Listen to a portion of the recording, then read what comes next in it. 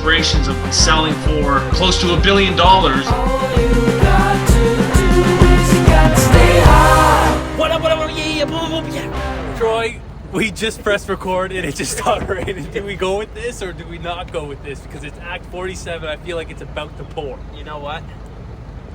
Oh, man. Inside. No, guys, like it is about to, it's about to open up, isn't it? Let's keep this live though and running. Cool? I'm down. All right, we're going to keep this live. It's a little bit of a curveball, guys, but you know what?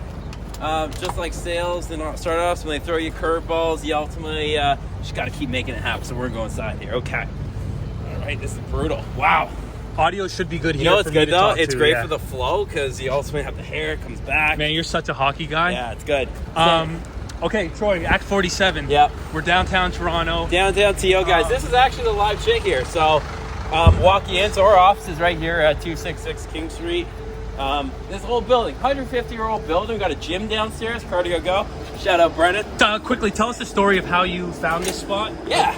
Why is Greencube in this spot? Because when I first heard that you have an office right downtown King Street, I got it here. King Street Entertainment District. I'm like, holy shit, like that's a great space. So I think this is actually kind of a cool area. It's like the atrium, but like it's not really an atrium. So this is a loft office. We got this office during COVID. They were actually going to tear this building down.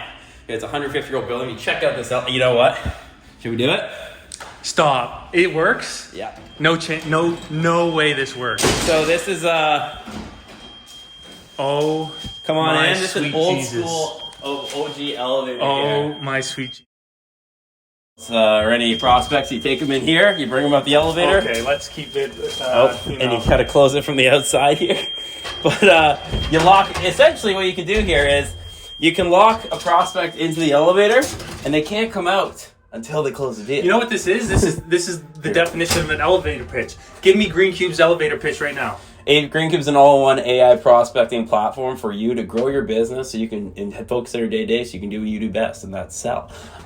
We're going up here. We're on the second floor. What else can we do? You can prior, prospect, go find new How sales. does it do that? How does it do that? All through the power of AI, no different than how you set up to Tinder or Bumble. It's a dating profile essentially the other day, but for your business and networking event.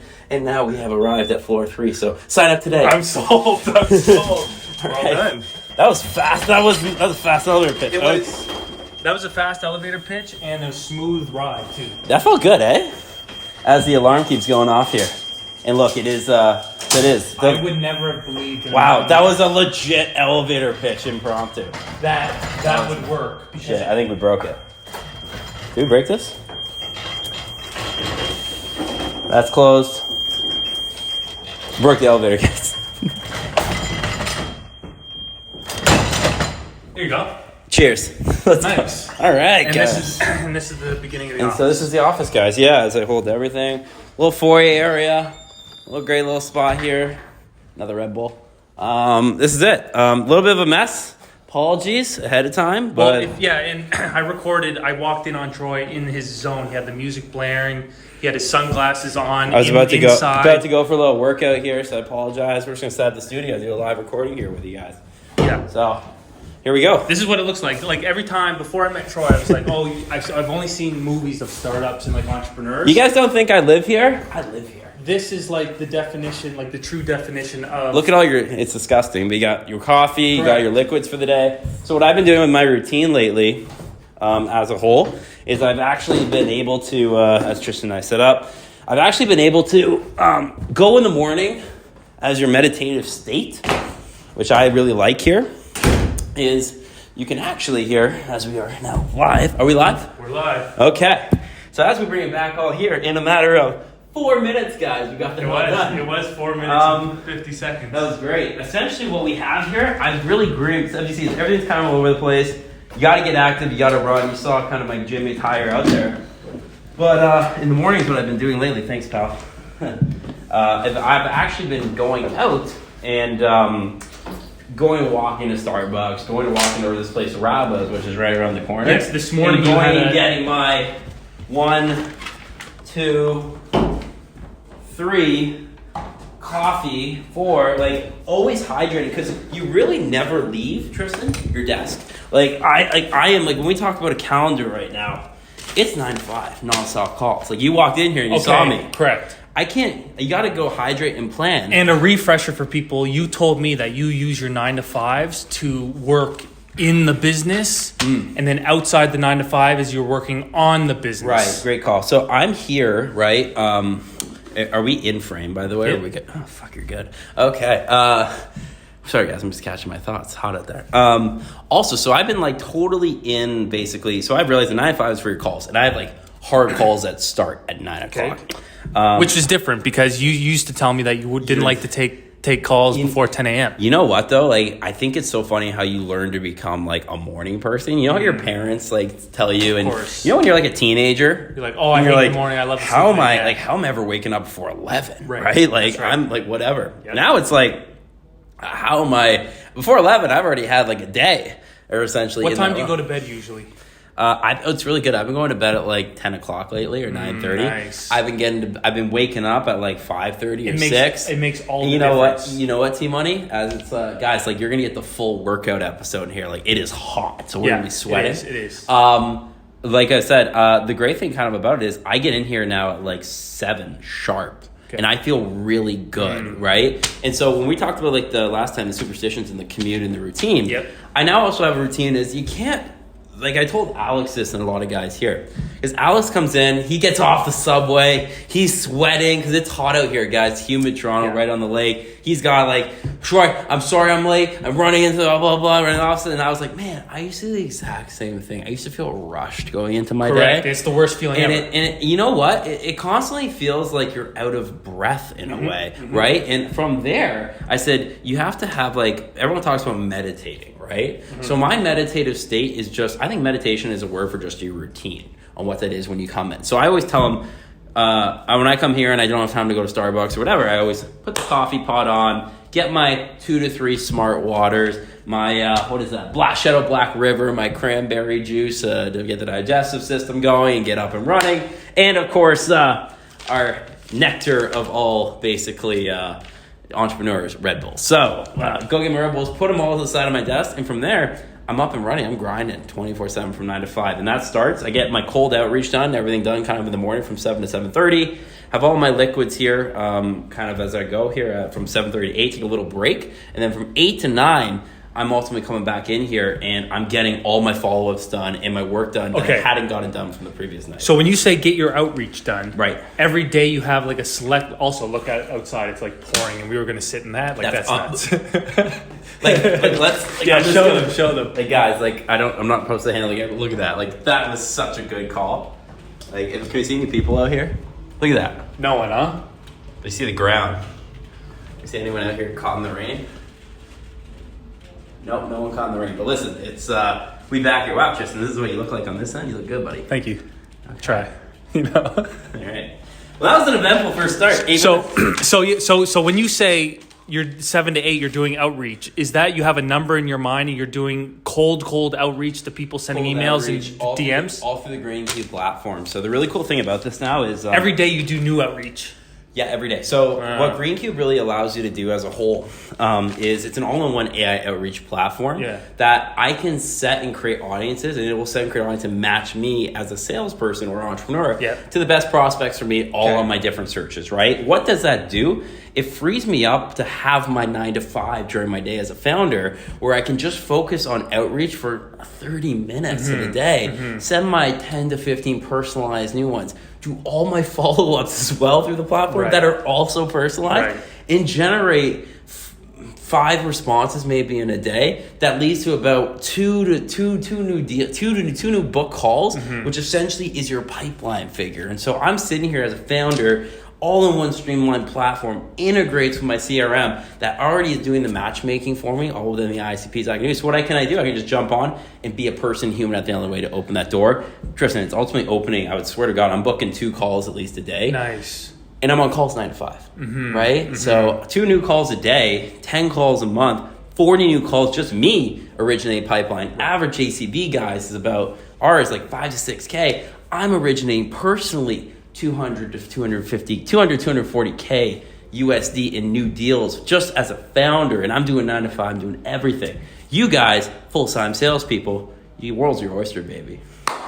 That's well done. And anyone who wants. Was that 60 seconds? No, it was. I don't know. But, okay. Which I was like totally lost there. Nice job, though. That'll take us into collision. Well, exactly that too. And anyone that wants to learn more about Greencube and what they do, I think it's like Acts 30 to like 40. It's like. Remember when we were in the studio? So guys, that was like actually before we jumped on, I was like, guys, I gotta film the collision event. Let's talk about it. Okay, let's get there. And something we're going to get into this episode is about the creator economy and how important it is to create content. Because Troy, since meeting me, you've recognized the importance of posting content. So you know what I want to do, Tristen? Yep. I want to take a step back here, guys. Okay. We're going to flip it this episode because you know what? Tristen and I usually always like rip it off the hip, and we start with an intro. It always gets to the first topic, and then first topic is just so organic it goes places, Agreed. right? But you know what I really want to do? So this is Tristen has started his own business. He's really into this, and guess what? I've organically started to learn from Tristen here over the last year, and so I bought myself a nice little phone, which you're seeing right here. Oh man, for my birthday. That's my dream. It's right beautiful, there. right? Oh, buddy. How you feel that weight? No, it's great. It's great. You feel that creativity in that iPhone. Cinematic mode. Oh, I don't even know what that is. Okay. Oh. Anyway, so what we want to talk about today, and I'm actually going to take this over, and I'm going to go from here. I want to talk about the creator economy, and this is Tristen's idea because Tristen is a creator. Yeah. He's live. He's on TikTok. Go follow him, T. Ross. Go follow him on Insta. Guy's posting every single day. He gets probably chirped to shit by people in the background. But even Buckles is one of your chirpers, by the way. Hey, he showed me love the other day. Did he? Runs. He was like, "Nice pace, bro." I was like, Did he comment? Yeah. See, there you go. Yeah. So like Tristen goes out there, and what I love about Tristen, and kind of myself as well, I'll throw myself in that bucket. Not a creator up to his standards, but what I really like about Tristen is that he puts himself out there, and he's just willing to try new things, but it's all within the brand and context of Tristen, which is, I'm just going to say what I think your brand is. I think it's entrepreneurialism, but it's more focused around obviously creating content because that's what you do best as a creator. So a creator/entrepreneur mixed in with athletics, physical daily activity, routine, fitness, while also falling under all this umbrella of talking about what is going on as well and being actually a thought leader amongst current social topics. That's what I'm pulling from you. That's music to my ears. That's what I. You can use that as a referral. Thanks so much. But Tristen, let's talk about this. What is the creator economy to a creator? So, well, you look at the two individual words in that title.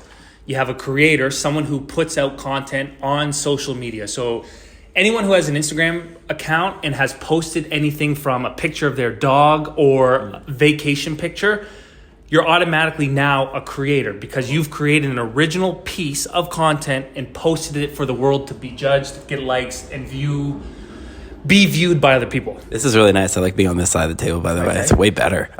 So Tristen, I want to pause you there. Creator. Yep. So you're saying if I have a private profile, right? Does that classify me as a creator if I'm putting content out there? Absolutely, because a profile without anything posted on it is just a medium, no different than a blank birthday card would be. Okay, so I'm going to test you here. Yep. Everyone's a creator then because everyone has a social media profile. Is that what you're trying to say here? You're only a creator if you put content out and publish it for other people to see. Okay, so I mean, technically that's everyone, right, Tristen? Well, a lot of people have a TikTok account, but they've never made or posted a TikTok video, and they just consume. Therefore, you're a consumer and not a creator. So your mom, Yep. who's just posting family pictures of Tristen, is technically a creator. Because without her thoughts and ideas, those pictures would never have been created. Right. Okay, I get that. Okay, and so do you think a creator... Because everyone talks about the creator economy. Yep, that's the second word. Okay, so I'm going to interpret, what do you think creator economy means? And ultimately, how does it differ from just being a creator? It's once you start to monetize the content that you create. Okay, and so let's talk about the creator economy, what you're currently seeing from an Instagram, mostly a TikTok, because I know that's your big realm, but let's talk about it from a TikTok and Instagram perspective, and then we can migrate over to the B2B world. The only reason TikTok is in that conversation is because I wholeheartedly believe that the pandemic and everyone stuck at home TikTok came in and created a new way to become discovered that Instagram and Twitter didn't do as well. TikTok brought I can have 0 followers and get seen by 1 million people. Wow. And I don't know how they do that, but it's through this big word, the algorithm and whatever, which is I love the algo. so important. The algorithm's great. Now, what that has realized is that anyone that creates content, what TikTok showed the world is that there's attention. TikTok is now the most visited website in the world. They surpass Google, YouTube, all of that in a certain period, not over time, but in a certain specific time of period. Yeah. What does that mean? There's attention there, there's eyeballs, and what do businesses and brands want? They want eyeballs. And I think TikTok is kind of still a fugazi to a lot of brands and businesses, right? It's brand new. Like, it's just, you don't know what it is. And so if you're selling the new generation of the creator, the value of having creators on TikTok for your brand or company, what is that value prop, Tristen? And how can you quantify it? And how can you ultimately go and have success on that platform as a creator? So can you ask me that same question in a different way? Sure. How do you want me to ask it? I don't just Very simply, what is the value to a brand or company? If I know nothing as a brand or company, and I've heard of this TikTok. Yep. Heard that it was formed in China. Now it's over here. A lot of kids, a lot of 14-year-olds dancing on there. What value does TikTok bring to me as a company? And how do I leverage professionals like you to start? First of all, there's a couple points I want to take away from that. If you think TikTok is just for young kids, think about how Facebook was just for young kids when you and I first got on Facebook. I remember creating a Facebook account in grade 6. How old does that make me? I think that makes me 11 years old. And at that time, none of our parents or grandparents were on it. Guess now who's majorly on Facebook? My grandparents are on Facebook. Yeah, that's true. So TikTok, it's an old platform. It's a lot of older people. It's older people. So now TikTok is just brand new. All the cool kids are there. Eventually, TikTok will become what Facebook is today. Got it. Now, why does a brand want to get on TikTok? Yep. It's because it's underpriced attention. Back to my point of having 0 followers, we can create an account today and millions of people can see the content that we post.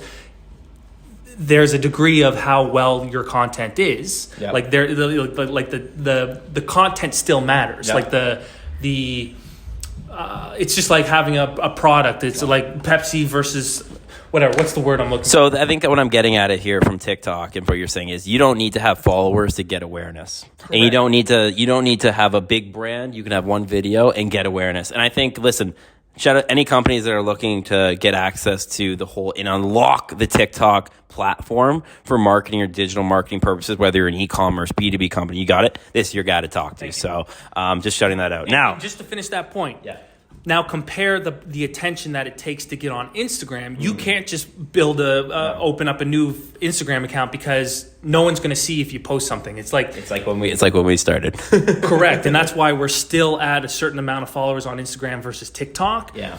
It's the it's the price of attention. TikTok is very, very cheap. You can still go on Instagram, but it's going to cost you a lot more to get the same amount of eyeballs. It's called the TikTok factor. Correct. It's like the X factor, but it's TikTok factor. Correct. It's the ability to go. It's the excitement or potential of winning the lottery of virality on TikTok. That's right. The lottery of virality. Quote that. Which I don't believe should be your intent to start on TikTok.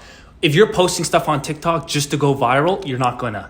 You have to be posting there with quality storytelling, genuinity, which is why I like to come in this room every week and just go off the cuff, because it's your pure thoughts, it's your genuine thoughts, it's your documentation of what you're doing day to day, and that's what's going to play. Yeah, and I think that's what resonates most. Like, listen, I think on Reels lately, like, we're killing it. We're getting upwards of hundreds of likes, 5,000 to 10,000 views a video. Like, I don't have a lot of followers, but it's storytelling, content, purpose, and I think the way you clip it, and that's why I love you and the work that you do, it's just the way you do it. You bring out organic storytelling in big sessions like these, clip them down to then pull out lessons and learning. So listen, guys, quickly, go check out this guy as a referral. I'm back, and I've worked together for a long time. Get the guy some business. He knows his platforms. On now, I just want to really touch on the creator economy. What do you think so the creator economy, right? Like, I think a lot of people looked at the creator economy before as influencer marketing. Yep.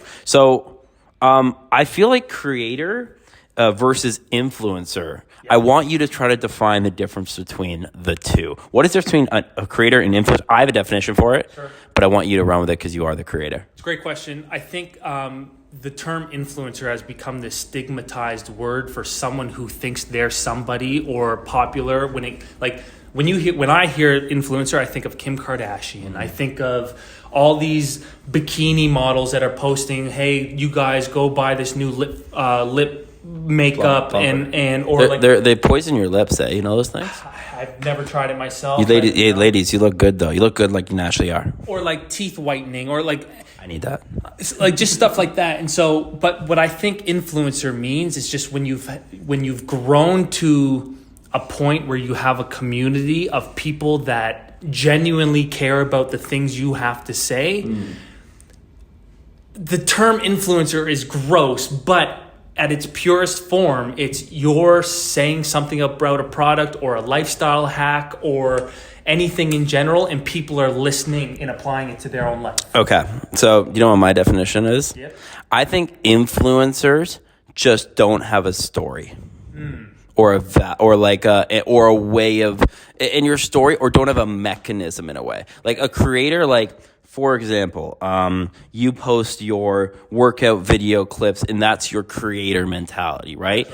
But again, you're not going to deviate from that story or that brand as a creator, but you can bring in new brands that fit within the story of Tristen Ross. And that's where the monetization comes. So that's a creator to me. It's you created your own story, you've created your own brand. Right. And there are brands within your brand that can fit within your story. I am working out. I might promote Nike running shoes. And why would a brand want to connect with me? It's because I've generated a following, a community of people that care about what I'm doing. Yes. And so if I go on my Instagram video, which I do every day, and I just posted one today of me in the gym doing pull-ups. Right. If I'm wearing Lululemon, I can tag Lululemon in that. Yeah. And it's a natural way of getting your product into a specific niche of people. And I think creators have I call them tribes. So tribes of people are people that ultimately are, you might not have a lot of followers, you might get eyeballs, but you have people that really actually listen and follow your content. And I think the only way that happens is if you're a creator, if you have a story, if you have a brand. An influencer, I'm going to say influencers, the difference between the two. Creators actually go out and create content or have content that will align with their brand and story. I think influencers specifically are people that promote brands just to push brands. But I do think you can be a creator and influencer at the same time. Right. But I think the fine line between this is influencers are just maybe let's use this as an analogy. Sorry, my female followers, I love you guys. But you're just from posting a new bikini pic every single day or posting a new lip plumper every single day. But hey, maybe if you're a creator, maybe you're showing a TikTok video of you doing makeup in the morning because it's all part of your routine. Or you showing your story is the life, being an influencer as even your creator story. But there needs to be some sort of story element. I think it's how you differentiate too. I agree. And I think girls get a bad rep because they're just it's a small niche of people on social media, but it's such a hyper exaggerated and it's a hyper focused part of social media. One last point before we get into your involvement as becoming a creator and how it's helped your business. Yeah. I want to get across the point that a lot of people on social media believe that they need a ton of followers. Let me raise a scenario for you guys.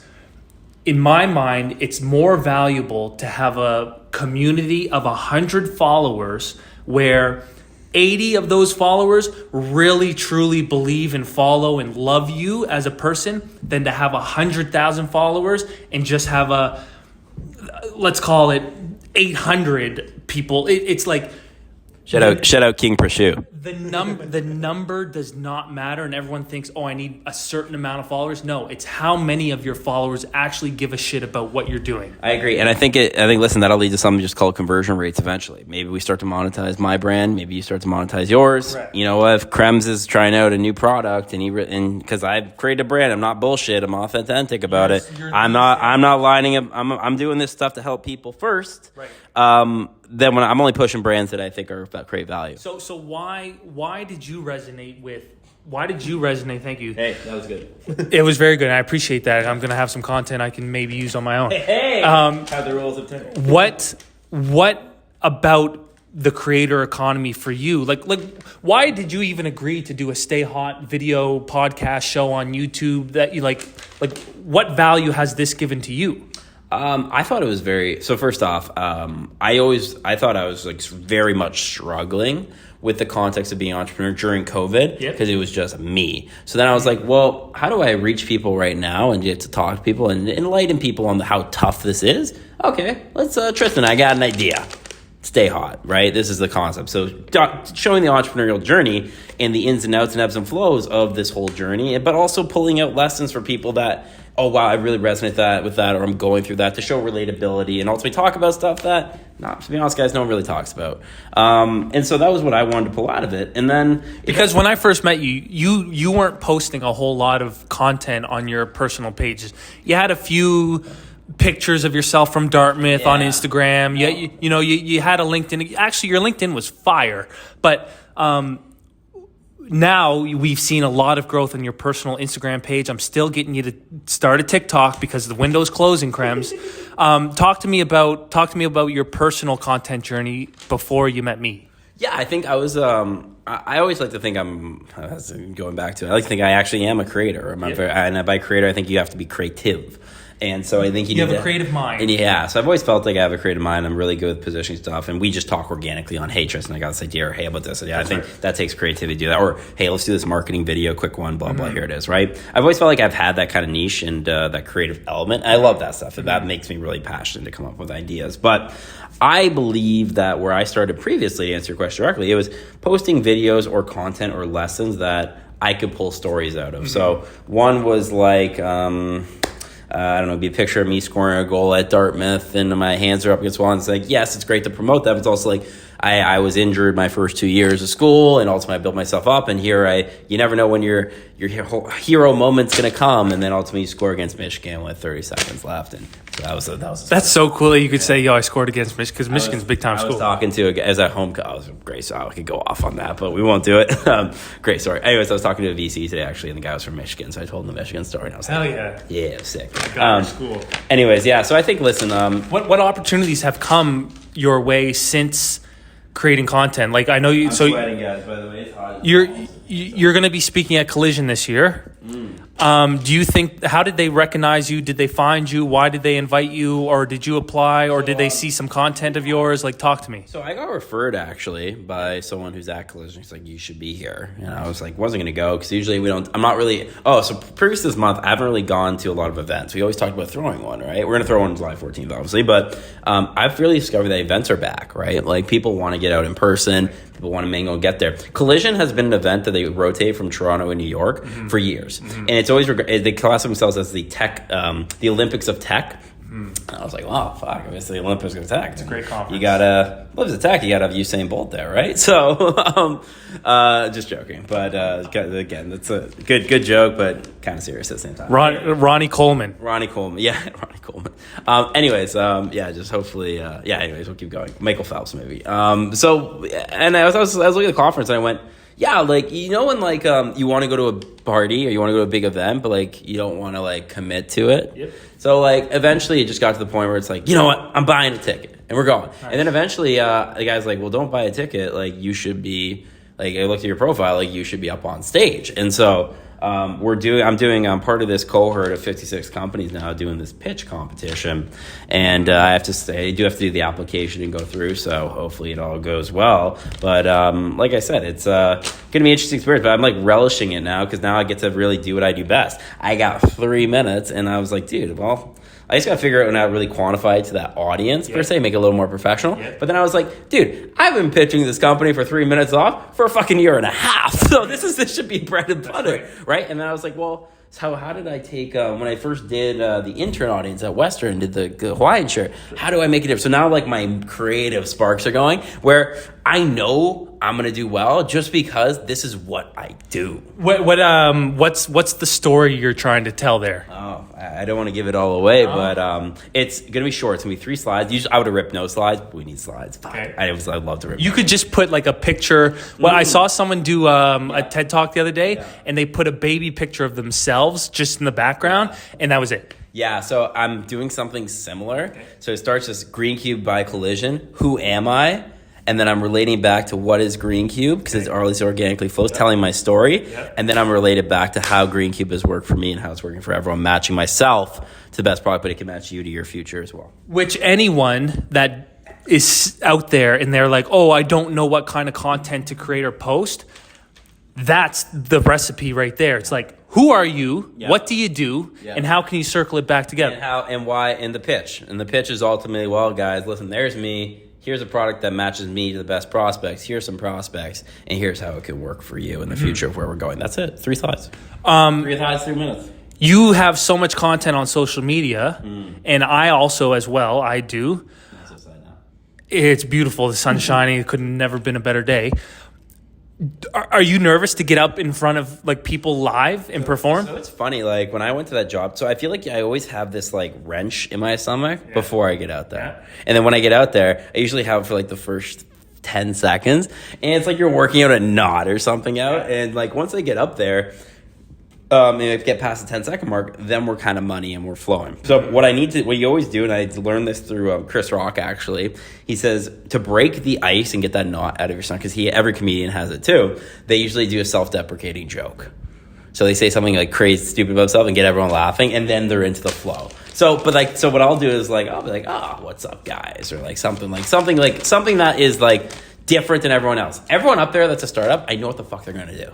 I can't wait. I hope we go last. They're going to go up there and be like, my name is blah, blah, blah from this company, and we are really excited. Thank you to the collision people. I'm going to be like, what the hell is up, people? How are we doing? Boom, collision. Whoa, Greencube. Like, I'm just going to be my organic self and have fun with it. Be like, yeah, listen, that's me. Here I am. Don't worry, I'm not just a crazy person. My tech people in the back are probably freaking out right now. And here we are. I'm going to have fun with it. You got to have fun. Why do you think that's important? Because it shows off personality and it shows off yourself, but it also shows you're different. People are going to remember the person that's different, that went up there and said, I'm not going to go by the status quo. I don't give a fuck if there's 600 investors in here. Invest in the crazy motherfucker up on stage that actually is solving real world problems. And that's who I am. And that's why being bold and people back crazy entrepreneurs and people. That's what I'm going to do. I'm going to go up there, guys. Collision, if you're going, hit us up. We're getting a booth. It's going to be really exciting. It's June 20th, 23rd. We're really pumped about it. You'll see me on stage. It'll be 3 minutes. They'll probably kick me off after 1. And, here we go. Now, quickly, before as we wrap this up, the point about being different and how important that is.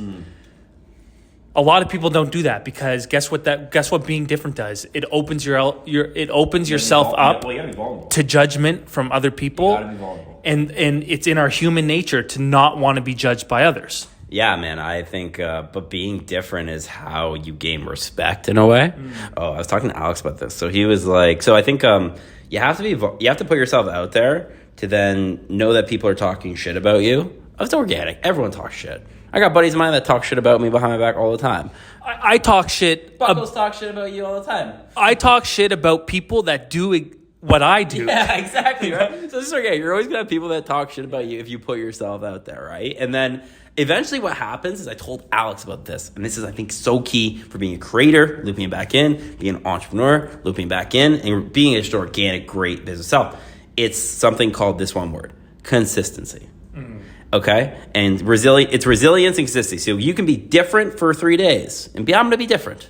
And guess what, guys? After 3 days, it's like the gold dust of being different totally wears off. Yeah. And you are just, after that, the Superman suit is gone, and you are just standing there naked. You're literally standing there naked, being different in front of everyone. Everyone's talking shit about you. And guess what? So many people, 99.9% of the creators out there and entrepreneurs, they quit. Yeah. and they will say, I'm done with content for the day. I'm done with that. That was cool. Be different. Fuck that shit. I'm gone, right? Now it's like, after 3 days, it's like if you post that 4th day or that 5th day is so fucking hard because you're out there and you're embarrassed. And then all of a sudden you get to like day 7, 8, 9, 10, 11, inconsistent. So I was telling Alex this because he's doing this thing on LinkedIn, Alex Sales Train. And there was one, he did it for 7 days and he didn't do it for another 7 days. And I went, bro, what happened to the sales train? It's stopped at the station. It hasn't left. And he goes, oh, no, I'm not doing it anymore. I go, why? He goes, well, people, I don't know. I just don't want to put myself out there. And I go, dude, be consistent. Stick with it. Go through. Now, all of a sudden, he's getting people. He's done it consistently for 2 weeks. He's back on the train. The train is rolling. And what's happening now is people are going back to me. Love your content. This is great. Amazing. So you got to be different. You got to have a period of awkwardness and be able to just build yourself up. But then also this is your resilience. So be different, be resilient. And then this last part, which is so important, after resilience, you got to be consistent. Every single time you got to post content, you got to go out there. You got to keep doing it. And listen, really a pleasure to talk to you on this one with the creator economy. I think it's really exciting what you're doing. You're doing some amazing things. I'm trying to be a creator, learning. Let's do it. Okay, done.